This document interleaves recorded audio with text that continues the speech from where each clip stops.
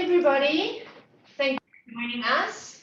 As you can see, all in the MacRobert boardroom, making it easy to do a presentation instead of sitting at home and the connection areas. So thank you for joining us. This is a very interesting session, and I think, like I said earlier to my host, if you can do it right from the start, then it's going to make our life easier when the action ends up with us and you as an agent sorting out things when it is not necessary to sort out things. So the panel that we have here today is, first of all, is Helen van Strijk. Most of you know her. She's done a few presentations, and she is the lady to talk to when it comes to valuations. So thank you, Helen, for joining us, and thank you for sharing your expertise today. And then we've got Gary Minard. Is also a professional evaluator with Multiprof, but he is also a principal and agent for CRI Property. So Gary, thank you for joining us as well. Thank you very much. And he's got knowledge from a commercial side, if we look at that. Yeah. And then we've got Aubrey. You all know Aubrey. Aubrey's just here for actually today, but no, you will also share some knowledge. Yes. So what we're going to do with this training session, we're going to have an open discussion. You can post your questions on the chat panel. We will attend to that at the end of the session. We're going to ask a few questions. I'm going to ask a few questions to my panel here, and they will then give their expertise, advice, and yes, then post your questions upon their answers. Join the meeting. Okay, I think we can start. Right, then the first one. What is the definition of market? Harry? Yes, I think it's really important to understand what is the meaning of market value. I'd like to just quote the International Valuation Standards Council's definition of market value as follows. Market value is the estimated amount for which an asset or liability should exchange on the valuation date between a willing buyer and a willing seller in an arm's length transaction after proper marketing and where the parties had each acted knowledgeably, prudently, and without compulsion. I think that's very, very important to understand what the definition is and what is to be achieved by adhering to the definition as such. I might just extend a little bit to the extent that, first of all, the valuation date is of critical importance because a valuation should be done referring to a specific date, and that is what is normally applied when doing a valuation. The second item or issue is what constitutes a willing buyer and a willing seller. Now, briefly, the meaning in terms of this definition, a willing buyer refers to one who is motivated but not compelled to buy. Very important to understand that. And we get, we all as agents, you get in a situation where people are seeing that they're forced to sell for whatever. Yes, there can be reasons that, for people to financial, but that has to be taken into account. You can't sit back and say because a person has to sell his property, it is a reason for a lesser value. That must be kept in mind as such. Then we can also refer to what is a willing seller. As a willing seller is neither an over-eager nor a forced seller prepared to sell at any price, nor one prepared to hold out for a price not considered reasonable in the current market. I think that's very clear. That's very important to understand that from a valuer's point of view. And I find that most people don't really understand that specific scenario where it's not somebody who is willing to buy at any specific price, or somebody looking for a bargain, for instance. An arm's length transaction, also important, is one between parties who do not have a particular or special relationship. For example, parent and subsidiary companies, or landlord and tenant. That make the price level uncharacteristic of the market or inflated. Very important to also understand that. Very important aspect from a valuation point of view. Then we can extend in terms of the definition, what is made by after proper marketing. That's what the estate agents all, that's part of their main purpose, is to market property and so forth, which means that the asset has been exposed to the market in the most appropriate manner to effect its disposal at the best price reasonably obtainable in accordance with the market value definition. Again, exposing the property, advertising it, and that's what we as valuers would like to know. You know, yes, there are instances where property is in the market for a day or two or a week and it gets sold, and there are good reasons for that, but we would like to know the property has been properly marketed. In other words, a larger scope of people have been given the opportunity to get to know the property, or the property is in the market, especially with regards to commercial property as well. The only criterion that there must have been sufficient time to allow the asset to be brought to the attention of adequate number of market participants. Again, from a valuation point of view, we would like to know that there has been adequate exposure regarding the property, and that once an offer has been accepted, it's been accepted on the basis that the property has been sufficiently exposed in the market as such. Then lastly, we talk about the parties that each acted knowledgeably, prudently, presumes that both the willing buyer and the willing seller are reasonably informed about the nature and characteristics of the asset, its actual and potential uses, and the state of the market as the valuation of the valuation date. Each is further presumed to use that knowledge prudently to seek the price that is most favorable for the respective positions in the transaction. Prudence is assessed by referring to the date, the state of the market at the valuation date, not with the benefit of hindsight at some time later. Very important as well. And we, as a valuer, I think it's very important for us to understand that when a transaction is concluded, in other words, there's been a meeting of minds. In other words, that is, in most instances, the most understandable way of accepting that as market value. There's been a meeting of minds between a willing buyer and a willing seller, and understanding that all these other conditions have been met in terms of the exposure of the property in the market, etc., and that both the buyer and the seller are knowledgeable about market conditions. That, for us as valuers, is also very extremely important, and to find out and speak to the buyer and speak to the seller and say, what made you buy this property at that specific price? How long was the property in the market for?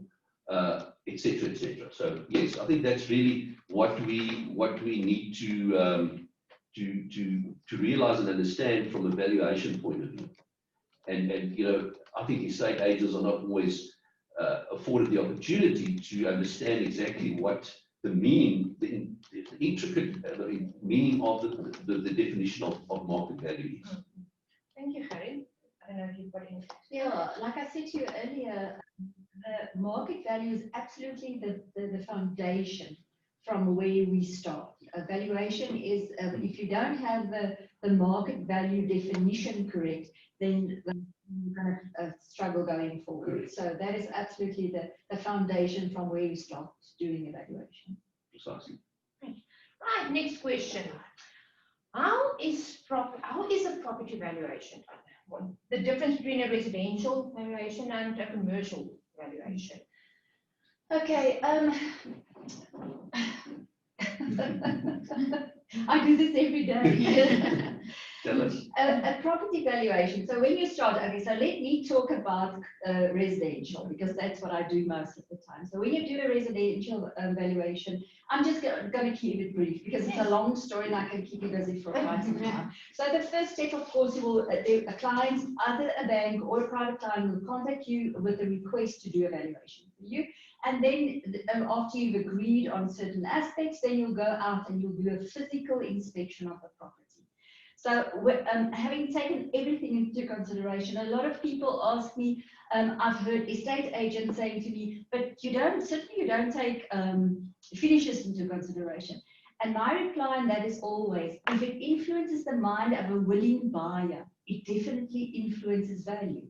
So finishes are being taken into consideration, the size of the land, locality, everything pertaining both to the property itself as well as to the macro area where it's situated. Yeah, so then you do the physical inspection, and then the real work, actually then starts, because then you've got to do your market research. Then you've got to go and have a look at similar properties that were sold recently for a similar price. So let's take this as an example. So we go out from the standpoint, if a willing buyer was willing to pay for this cup of coffee, say 10 Rand, we will make the assumption that he will pay for that cup of coffee also 10 Rand. But now we've got some Coke here. So what is a willing buyer prepared to pay extra for this because it's got a higher sugar content, etc.? So, and that is the same method that we apply when we do evaluation. So you buy a process of elimination and comparison. This property, for instance, has 3 garages. This one has got only 2 garages, but the room count as far as the accommodation is the same. Then we will come to a value, and then we will reach a point where we'll say, okay, this is what the, so I'm falling, getting in my own way here, but what I want to say is, to a large extent, we are actually busy analyzing human behavior, because you're looking at what was this person willing to pay, and by saying that he was willing to pay 10 Rand for this cup of coffee, we can assume that he will. So, and then you put together a report, and that report will then go to your client, and then Bob's your uncle.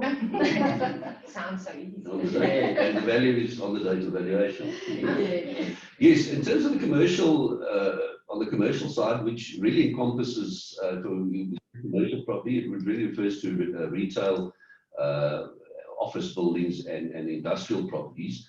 The real basis for valuing commercial property is because these are income deriving properties. There's only the main 2 methods applicable to income producing property. First of all, the capitalization method, income capitalization method, which really means that the annual net income of an income producing property, whether it be an office building, a shopping center, or industrial property, the market related rental is applied, and there we don't really always refer to contractual rental. There are reasons why we don't always use contractual rentals, especially if contractual rentals are way above market rentals. But the principle remains, it's a market related rental income, which is then used or applied on the one side, and then you're looking at expenses, which is normally actual annualized expenses, and if a building and plus perhaps market related expenses, but it's normally all expenses related to the specific building that you're valuing. Your expenses are then subtracted from your income, and you derive an annualized net income, which is then capitalized at a market related capitalization rate, which is derived from what we as valuers obtain in the market in terms of what what transactions have been sold at what capitalization rates, etc., and that is then applied, and then a value is obtained, and that is by the income capitalization method. The other method is also the direct comparable sales method, which can also be used and should be used on the one hand, also to get an idea of what buyers and sellers are prepared to exchange property at. So that's really the two most important. There are some other definitions in terms of discounted capital, cash flow, whatever, but that's not really the most appropriate method used in valuing commercial property. So yeah, that's really what was. Okay. Can I perhaps just ask a question to Helen, especially? In your experience, what is the difference between the method that you would use as a professional compared to the typical method that a professional will use, whereby we often hear that there's huge differences between the value that a property professional will give to a seller versus the amount of the real value? Aubrey, I think one has to remember, I'll answer your question just now, but one has to remember that for me as a valuer, it's a very clinical process. I don't have any contact with the owners or the sellers or the buyers. I merely come in, I do a clinical analysis, I do the market research, I put together a report and reach a value. Now, I know that they always say that we've got to keep our emotions distant from valuations, but it's not that easy. So when an estate agent sits in front of a client, and I found that with myself, if I know beforehand what the expectations of a buyer or seller is, then it does influence me. There's no ways that I can separate those two. So what happens is you as an estate agent sit with a client. They tell you their story. You get involved with their life and their expectations, and immediately you're being influenced. So having said that, the method is exactly the same. So the way that I go about to do evaluation is exactly the same that an estate agent, because they go out to the property, they do the inspection, they have a look at everything, and they go and look, and especially if they've been in the market in their suburb for a very long time, they know the properties. They're the experts. Yeah, from the top of their heads, they can tell you exactly what the value is. So they seldomly make a mistake, because even though they do get emotionally entangled with this whole process, they can still stand aside and say to the client, listen, this is the facts. So, yeah, to answer your question, as far as I'm concerned, there's no difference. There's no difference. The only difference is I get paid for it because I've got the qualification, and that's really all. But a lot of times I do phone up estate agents and I ask them information because they know the area. Like, for instance, if I go and do a valuation in, say, Vanuatu or an area that I don't work like in every day, I will, as I drive through the suburb on my way to the subject property, I will look at the estate agents, who of them are visible and who's active in the area, and I'll phone them up and ask them, listen, this is what I've got here. Just give me a broad indication so that I can narrow it down through the market research that I do. Thank you. Thank you. Next question. Where does valuers get the information that they use? Where do you get Sorry, Khali, like I just said, so what I typically do is I'll phone estate agents, I'll talk to them, lawyers, and everybody that's involved with property. So transferring attorneys, definitely I will contact them. And then of course you've got your website. I don't know if SAPDG is active anymore. Yes, they are. Okay, so SAPDG, yeah. And then Windeed is also a very great source of income. listen to me. Of information, and then of course Lightstone, excellent. Yeah, I use Lightstone quite a bit, and yeah, then of course your personal database. So yeah, if you don't find something on your own database, then you go broader, but you get, because that's the, I remember when I started with a bank, I spoke to one of the guys and he said to me, a good valuer is one that's got all the market information. There was some good better You can support your value and the better information you to your client to your Actually, just to add what Helen said, that market information is crucial, and my experience is that the best information you can get is from estate agents. End of story. They experts in the area, whether it's residential, whether it's commercial, or whatever. And you as a valuer cannot complete your valuation without obtaining that information and then analyzing that information. But you'll also be surprised that, you know, even buyers and sellers have important information. A buyer or seller could give you information. What I find happens, they before they sell their house, they Google and they check what's going on in the market, and they get some idea. But nevertheless, on the commercial side, you know, in terms of obtaining market-related rentals, there again, estate agents specializing in commercial property, industrial property, they're the experts. You obtain market-related rentals from them, and then you've got things like the rural report, especially on the commercial side. So POA has got information that they provide as well in terms of sales and market behavior and market conditions. So yeah, that's the only way to complete evaluation is to make sure that you've obtained sufficient and adequate information that will allow you to formulate a value which you can sign on the date of valuation. I just want to say something quickly. I remember when I started, I did a lot of work in Potgietersrus that time. I had to walk in that sun. I did the inspection and then I would walk from factory to factory to business to obtain information. Nowadays it's so easy. I mean, yeah, so times has really Open up changed. the website.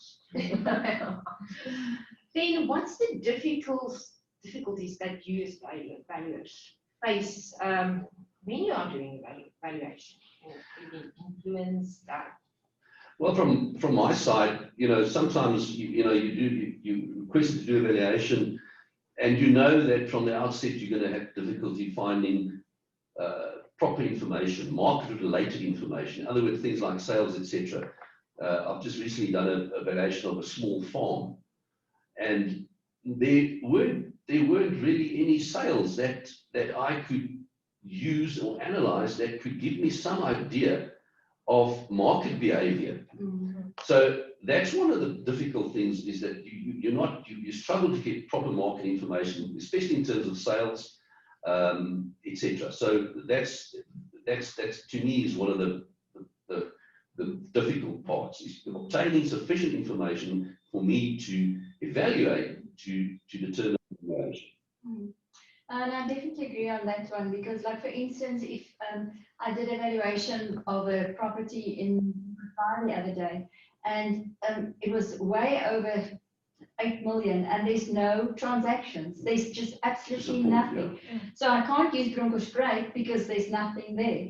So what do? You can't use estates in Pretoria because, so you're really between a rock and a hard place, because what do you do? Exactly. So that is really critical, and then to apply your mind to go and look wider, so that it still makes sense, so that the reader of a report can still see that you have done the research.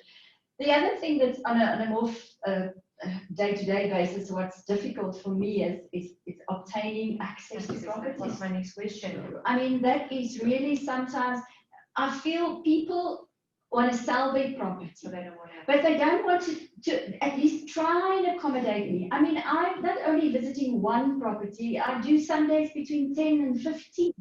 So 10 and 15 owners and sellers and tenants and people's going to be happy with this whole arrangement.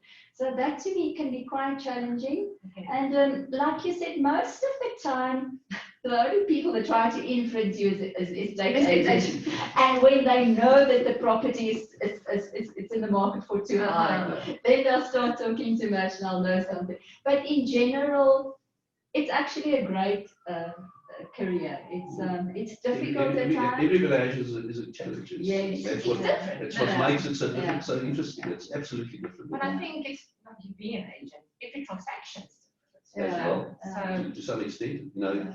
if you, the the individual negotiations they are can different because Yeah. the buyer and seller are two different persons and whatever. So Yeah. yes. Oh, property is interesting. Then what's the difference when a valuation is done by a valuer rather, I think we basically rather than a property practitioner? Yes.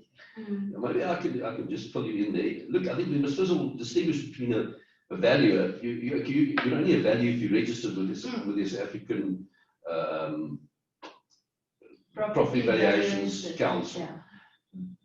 And then there are three categories. There's the candidate valuer, there's professional associated valuer, and there's the professional valuer. And they are valuers. Anybody else calling himself a valuer which is not registered with a board is not a valuer. And then when you talk about property practitioners, and we're referring to the future legislation, which encompasses estate agents, nothing prevents them from doing a valuation. But the big difference is when you, as a valuer, do a valuation, once you sign that valuation, you must understand, you must be able to prepare to defend that in court. It must, that's one of the criteria. Now, any other valuation done by an abstract property practitioner or whoever is there's that distinction. And I think that's important to understand the valuation done by a registered valuer and a valuation done by anybody else. Anything else? And it's, can I just, I mean, there's nothing wrong. I've had instances where estate agents can do a valuation in their area, precisely in terms of the value that I would achieve. But the difference again is I can sign that valuation and supposedly I must be able to make sure that you can stand up in court. Then how will illegal structures, and I think probably this is where you maybe can give some information on a property, impact the value of the property? Of course, people erect things and they I think mean, maybe if I could just, an illegal structure on a property is illegal. And from a valuation point of view, it's legal. you've got to discard that. But then it gets complicated because in its extension of existing house, it forms part of the house, but it exceeds the building line, etc. Then it really becomes interesting. Yeah. Okay, thank you. Yeah, that's where we have a big interest. Just a bit of background for the people that don't know Multiprof Property Intelligence. We are town planners and architects, but we specialize in connecting the dots between all the different professions.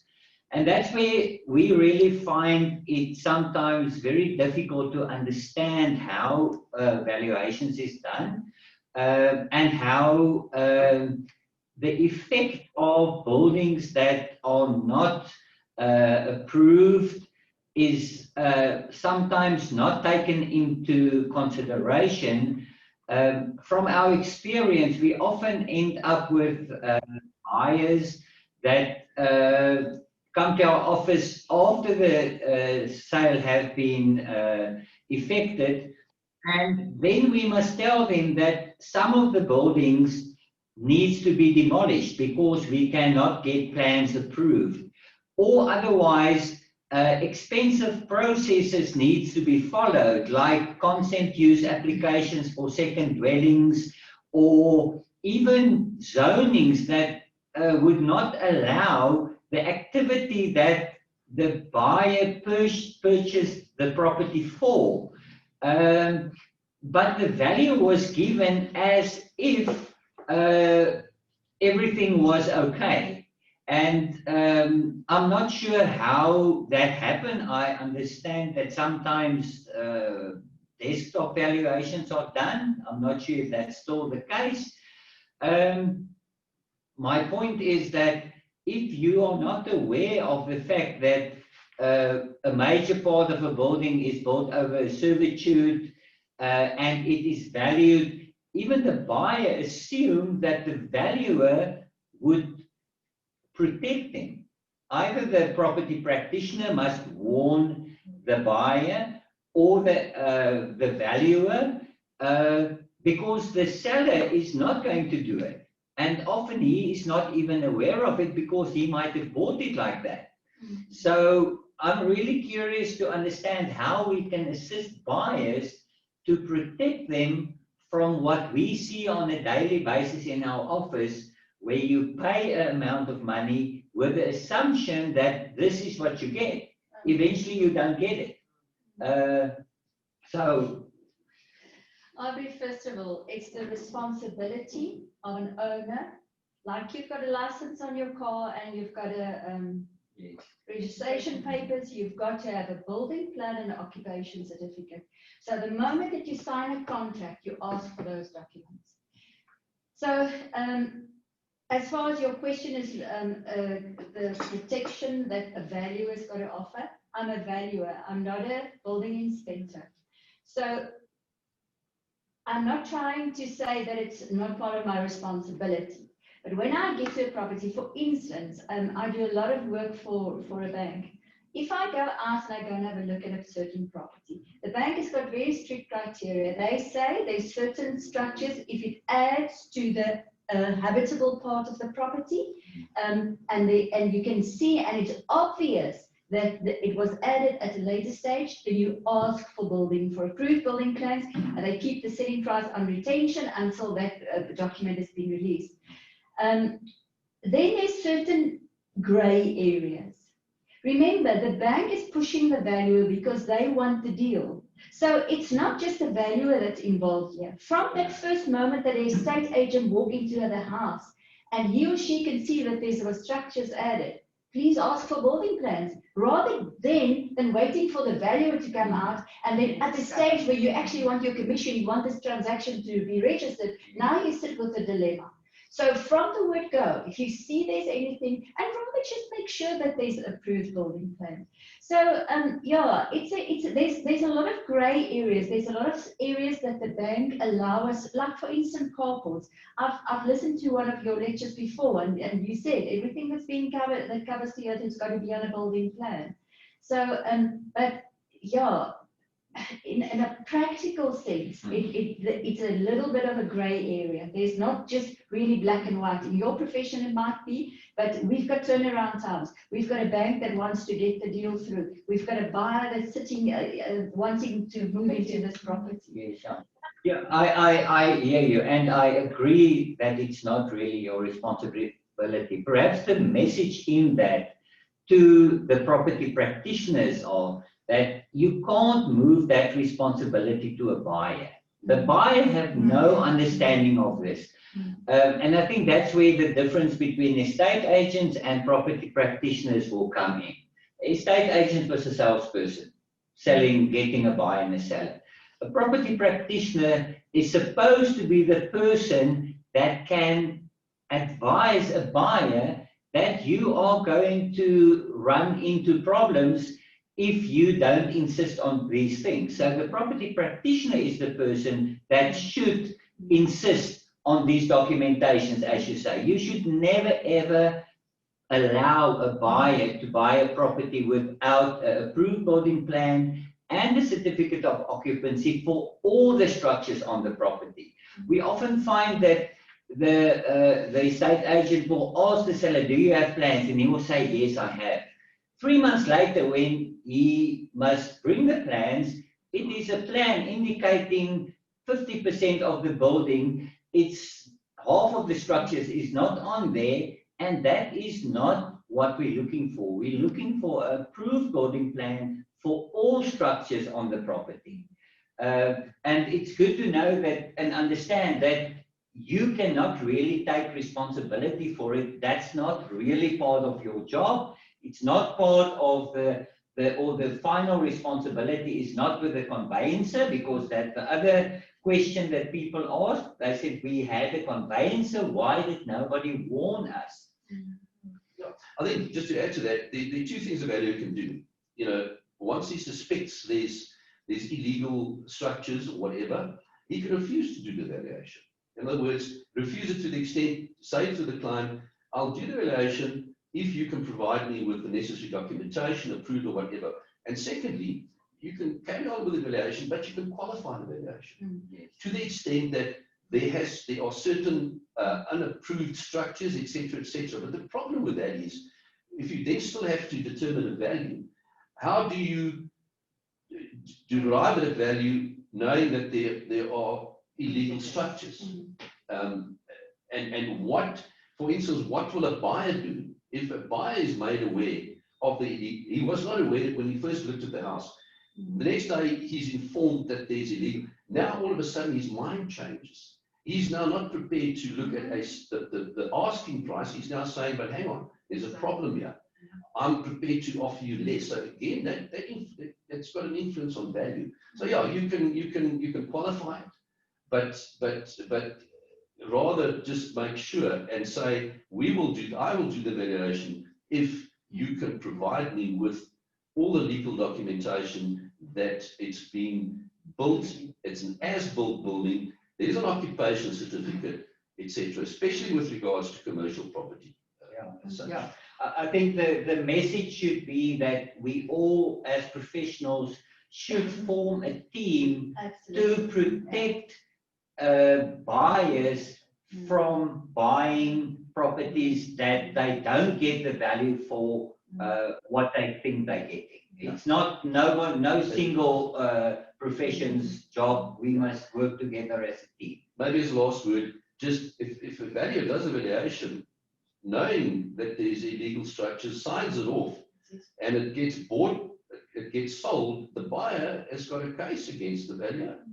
You know, he's determined the valuation without qualifying that there's problems.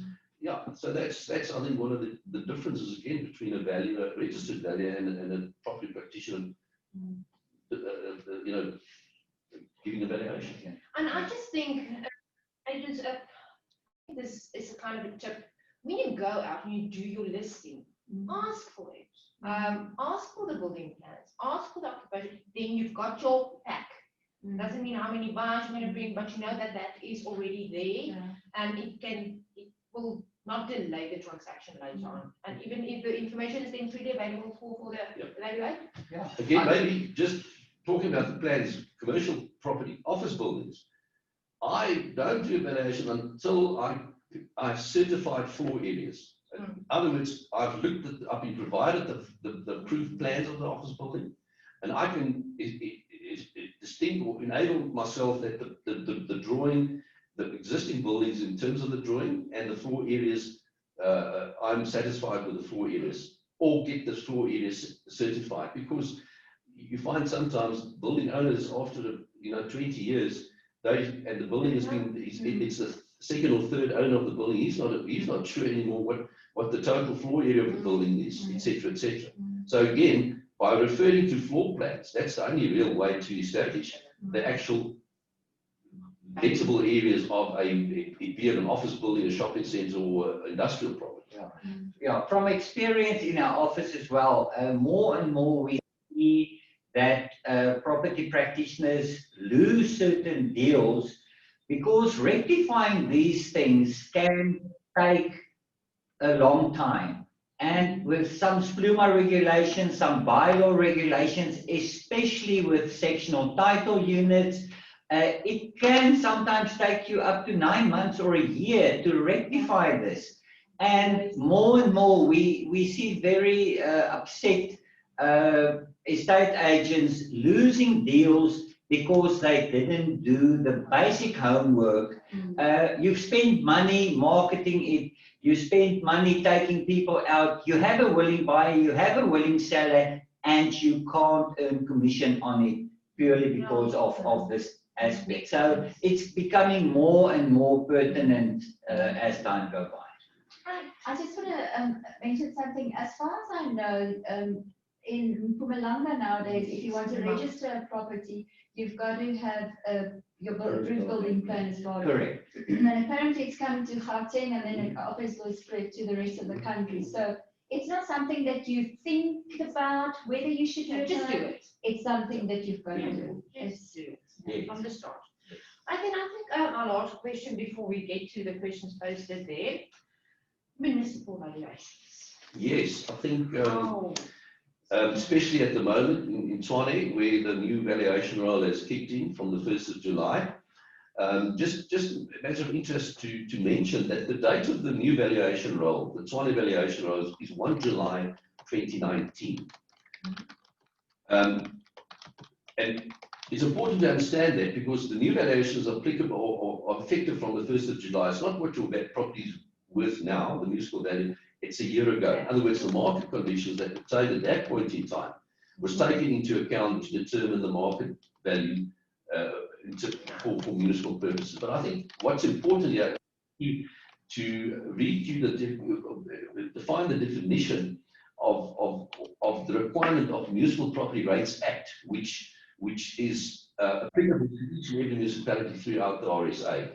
The valuation criteria in terms of Chapter 5 of the Municipal Property Rates Act, paragraph 46 says the general basis of valuation. Now, this is municipal value. It says, subject to any other applicable provisions of this Act, the market value of a property is the amount the property would have realized if sold on the date of valuation in the open market by a willing seller to a willing buyer.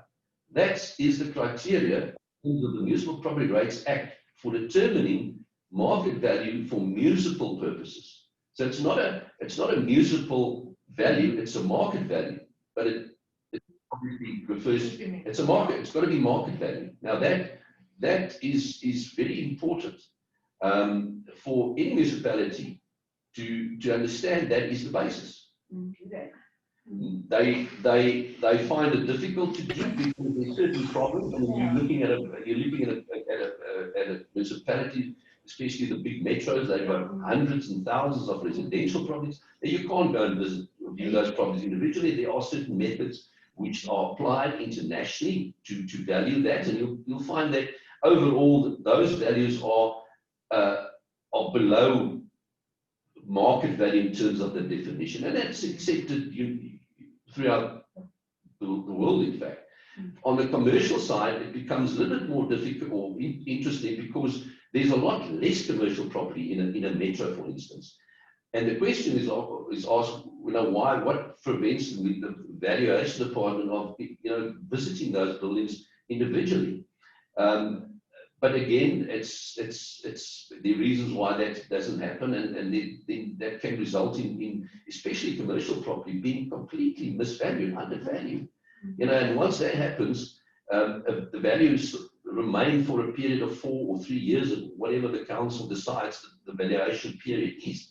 So that valuation can be changed, if it can be rectified at any time during that 4 years, but that creates problems where people, when you value the property is being rated on a value which is far below market, which is to the detriment of the income of the local authority, for instance. And so I think that you also, as far as the problems with municipal valuations is concerned, remember it's been, they only do it once every 5 years. So obviously the market has changed dramatically in 5 years. So you can't always take, even though the basis and the criteria is also market value. It remains the same. Yeah, so that makes it a bit difficult, the time delay. And I mean, if you take now, market conditions a year ago was much more favorable than what it's now. It's changed dramatically. So that is definitely a lot of problems concerning especially if you object to in the Tshwane valuation situation, if you object to a valuation now, you must remember it's a valuation on the 1st of July last year. It's not a valuation now that you find that it's not worth it. Obviously, it might be worth less now in terms of the current economic climate. But yeah, that's why the data valuation is critical in any valuation. Thank you. Okay. I think we can move on to some questions.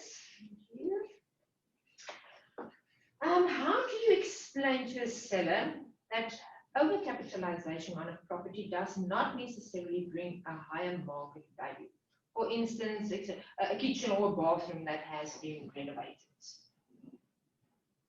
Okay, in certain areas you expect certain type of finishes, and the house has got to have a kitchen. Okay, so if and we always say cost is not value. So if you've added a 300,000 kitchen in a sectional title complex, you're not going to get your money back. Okay, so it's a difficult one because people can't understand the concept. They can't understand, but I just built this house for 6 million. How can you say it's only worth 4.4? But again, if you go back to the market definition, it's what a willing buyer will pay. So definitely a new kitchen, it does add value. Yeah. But it's not going to add value to the extent that you've paid for it, say, a year ago or a month or whatever ago. So definitely it influences value, but to explain that to a seller. But then, like you say, value is not cost. That is very important, you know. And you find it all the time. People expect you to as an agent to tell a potential buyer that this is why it's worth more. It's not that simple, because again, it's willing buyer, willing seller. What would a willing seller be prepared? He might not be prepared to accept that the 300,000 rand is adding 300,000 rand value to that specific property. So it's really, you know, it's a difficult one because it happens all the time. People overcapitalize, and yeah, it's certainly from a valuation point of view, you've got to be very careful about that, because its cost is not value ultimately. Is the opposite also true, where in an upmarket area that might be 50 years old, everybody have upgraded kitchens and bathrooms, and this specific unit haven't, but they expect the same price? You find that all the time. I mean, Waterkloof is an excellent example. You get like old houses with old finishes and Novelon floors, and you get fancy, modern, upgraded, wonderful dwellings. And you can see that in the price. Because if it influences the mind of a potential buyer, if you come into a property, it's like when you're going to buy a nice shirt. You see something, you find it attractive, you want to have this. It's the same with the house. So it's by comparison, basically. Especially a sectional title unit, you'll find that a lot. Older sectional title complexes that are 20, 30 years old, which is well located. In other words, it's in a sought after area. And you have people upgrading those units internally. And there's one or two owners which have never done any internally now. They expect a higher price or whatever. It can never be achieved because of that. Yes, it's a subjective view to a very large extent, but it's important to understand there is a difference. Thank you. Next question: how to do a proper market value for a property that has too many cracks? Can you invite a professional valuator to determine whether the bank will provide a bond to such property before you start marketing the property? From the bank side, and I'm not speaking on behalf of the bank, I'm just speaking from experience, dealing with the banks for such a long time. The moment that there's cracks, and I'm not talking about one localized area, because that you can really, or a plaster crack, that you can, there's ways that you can work with that. But if you walk throughout a property and there's cracks everywhere, and and you can see, and again, I want to stress that I'm not a property building inspector. I can see when something is obvious and there's a structural problem, and I can advise the client and say. So as far as value is concerned, it's also going to be a tricky one, because you first of all have to determine the cause of the problem and what it's going to cost to rectify that. So, because that is going to have an influence on the value. And then, secondly, the banks are reluctant to value, to bond such a property. So the moment that there's something like that, you really have to advise your client, listen, you either have to get out a structural engineer, get this sorted out, and then spending a lot of time, marketing, energy, money into something, and then in the end, it's like the building plans. When you get to the point, then the bank says, no, we're not going to finance this. Okay, thank you. How do you explain to a willing seller the importance of a CMA when he insists that he wants a certain amount in his pocket? Well, again, you know, CMA is what market analysis, comparable market analysis, which is commonly used, especially in the residential side. And yes, that is a very good indicator of what's going on in a certain area. And if that can't convince a willing seller, then I don't know what can, quite honestly. Well, I've got the answer. You get yourself a professional valuer. Yeah. You refer the client and say, listen, I know somebody that can do a valuation for you. And then please, estate agents on that particular day, don't go along. I know a lot of estate agents, I do a lot of work for them, but when I do something, especially when there's a client that's set on a certain amount, you know, the other thing is also people, they want to retire or they want to go down to Cape Town. Now, it's much more expensive there. Now they want to sell this price to this property to finance another one. It doesn't work that way, unfortunately not. Otherwise, the world would have been a better place. But the long and the short of it, if you're in a tight spot as far as value is concerned, get a property valuer. So make sure that you've got a number of a good property valuer on your phone, and you phone her or him and you say, listen. Provide you with a certified valuation, yes, the signed certified valuation. Perhaps I can just add to that, just from experience dealing with a lot of property professionals and estate agents. I think there's a positive move happening where a property professional or property practitioner will not get involved in transactions that's overpriced. A part of the problem now is that once a seller wants a price, you will always find an estate agent that is prepared to list the property at that price. As long as we have that tendency where an estate agent is willing to waste his time, energy, advertising on properties that's overpriced, this will carry on. Once you have 2 or 3 property practitioners walking away from a property that the seller is overpricing, this tendency will get less and less, but they get support. And my experience is once the estate agent have told a seller that he can get 3 million for his property, even though it's only worth 2 million, for the next 6 months, the seller will stick to this 3 million. So I think the industry also have a responsibility to not be involved in properties that's overpriced. It's wasting everybody's time, and eventually the property is going to sell at the market value, but so much money and time have been wasted because of getting involved at a price that's not realistic. The last question. Municipal valuations in certain suburbs are very skewed. What does the municipality take into account? For example, our size is 350 square meters, the earth size 1,300 square meters, and the next door property's house is 470 square meters, and the earth is 850 square meters. Yes, I think that's one of the practical problems, especially with regards to the municipal valuation of residential properties.